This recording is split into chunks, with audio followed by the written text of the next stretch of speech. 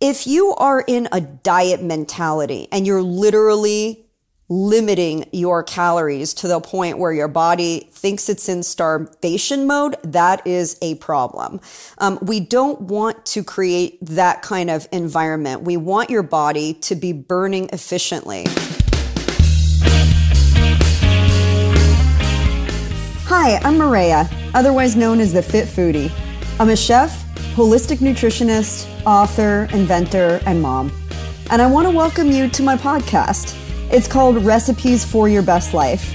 And with every episode, I'm peeling back the onion on fitness, nutrition, health, wellness, and family. The truth is, you're the chef of your life. And for every important pillar, there's a great recipe worth sharing. So every week, we'll explore them together. Think of it as food for thought that you can really sink your teeth into. So join me, and let's squeeze the joy out of this life, because you only get one. Can I get a fork, yeah? Well, friends, it's official. We're about to enter summer. And while it might not be exactly like the summers you remember prior to 2020, it's gonna get pretty darn close. Places are opening up, concerts are happening, events are happening, street fairs are happening, life is resuming. Now, you may be looking at yourself going, well, what about the COVID-15 that I gained? Okay, I feel you, and there is no judgment here, but I want to help you because the truth is you're not going to feel like doing a whole lot of much if you don't feel good about yourself. So getting back out there, enjoying what the summer has to offer and beyond really depends on you being ready for it. So today I'm going to talk about 10 things that could be sabotaging your ability to lose weight.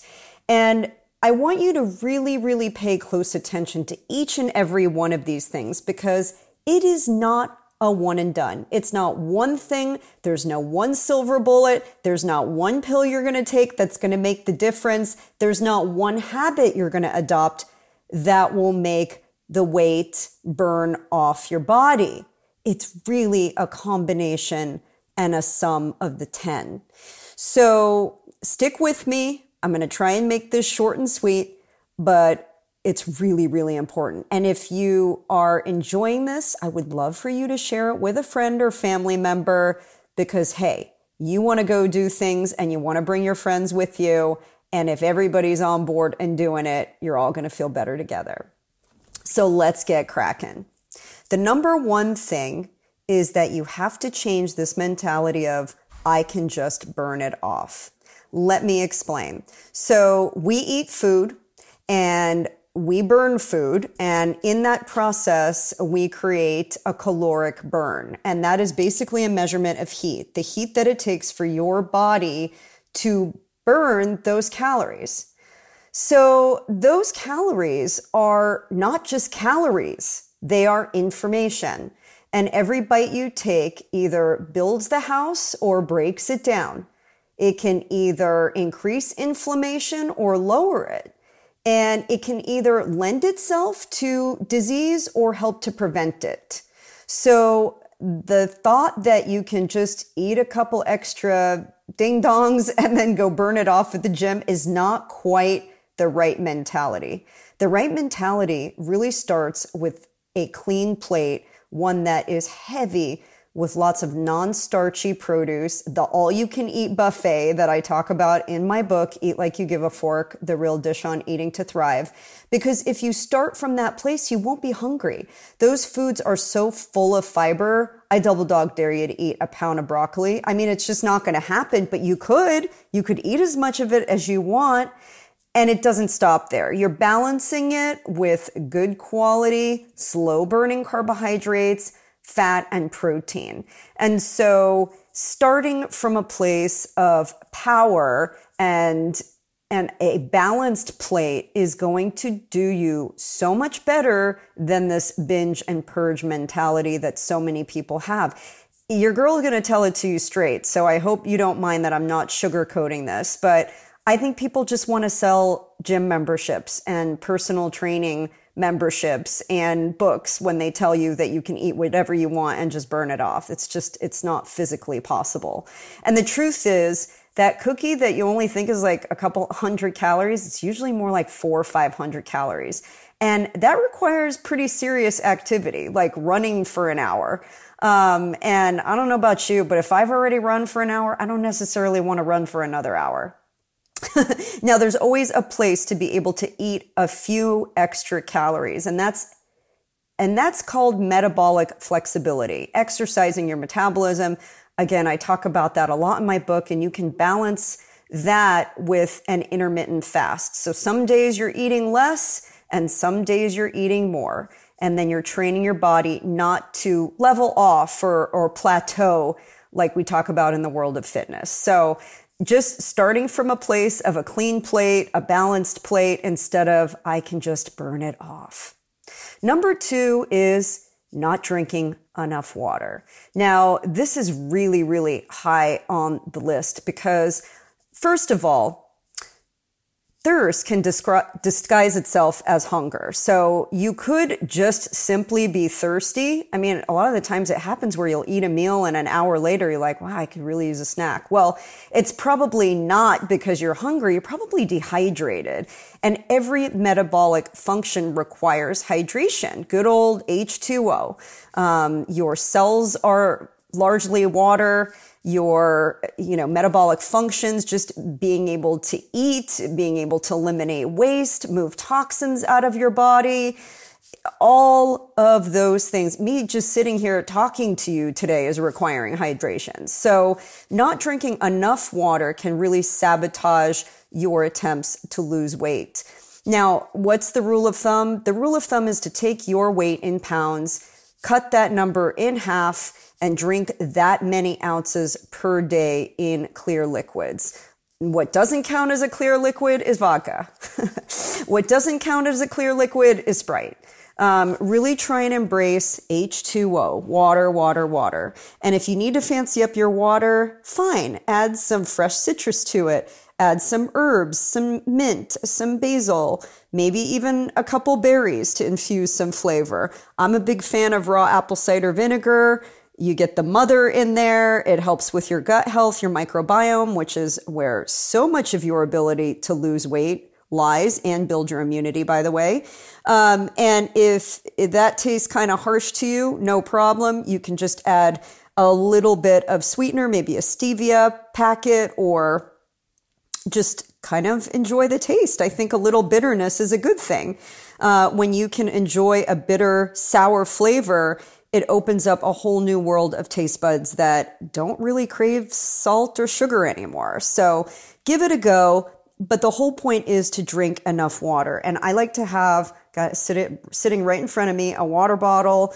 I'm really loving sparkling water these days. So I'm mixing regular still water with sparkling water and adding a little squeeze of lemon from my tree outside, and alternating that with a raw apple cider vinegar. And you might want to do the same. So just make sure you've got a bottle in front of you and you know how many ounces you're getting every day. So you keep stuff moving. Food in, waste out. Toxicity, bad. Once you start building toxic waste in your body, it's going to be really, really, really hard to lose weight. Your hormones will be out of whack. Your fatty tissue will be screaming from the burden. It's just not a good scenario. So get that hydration in on the regular. Number 3 is not eating enough. I know. Well, you just told me that I'm not supposed to eat this stuff because I can't just burn it off. And now you're telling me I don't eat enough. Well, here's the thing. If you are in a diet mentality and you're literally limiting your calories to the point where your body thinks it's in starvation mode, that is a problem. We don't want to create that kind of environment. We want your body to be burning efficiently. So especially in the early stages of weight loss, if you're going, all day without eating, you're not following a safe intermittent fasting approach. And then when you do eat, you're just eating whatever and not really thinking about what it's contributing to your body from a nutrient density perspective. then that is a dangerous formula. The ideal scenario is that you're eating regularly. I like to do every 3 to 4 hours and space your meals out so that you're having what I call mini meals, 300 to 500 calories during your meals instead of sitting down and like eating the all you can eat buffet at every meal. The big problem with that approach is you're going to feel weighted down. So the idea of going and exercising or being active is not going to sound very appealing to you. Taking a nap will. And so eating enough means getting your balance of macronutrients and also eating in regular intervals, but eating smaller meals. And I'm telling you, I've seen it over and over again. I see the weight peel off because people are focusing on making the calories count instead of counting the calories. And by the way, alcohol that you're drinking is not helping. So if you're eating well and you're hydrating well and you're not gorging on junk, but you're drinking a lot, that is going to sabotage too. So really watch out for the alcohol, especially as you are embarking on your weight loss journey. I know that sounds pretty logical, but I think people forget that wine is alcohol. I live in California where people drink wine like it's water. Well, it's really not, and your body doesn't process it that way. So just watch your calories. There are some companies out there that are doing low to zero sugar wines, which is fine. You can indulge in that every once in a while. But if your goal is weight loss, it's probably not a recommended thing to do every day. The next point, number 4, is sleep. If you're not getting enough sleep, you're not giving your body a chance to rest. And rest is where you're rebalancing your hormones, you're lowering cortisol, and you're giving your body a chance to just recover from the day. And also, there have been extensive studies done monitoring glucose or blood sugar and how, of course, that's a precursor to diabetes and insulin resistance. And when people do not sleep enough, it does not allow their bodies to regulate those systems, which could lead to weight gain. So it's really, really important to get regular sleep. I love when people are like, well, I'll just sleep when I'm dead. Well, if you want the fast track to that destination, then don't sleep. I mean, it's that important. And one other thing about sleep is that there are 2 neurotransmitters, ghrelin and leptin, and one promotes hunger. So ghrelin, think of like, ghrelin like little gremlins that are going, eat that.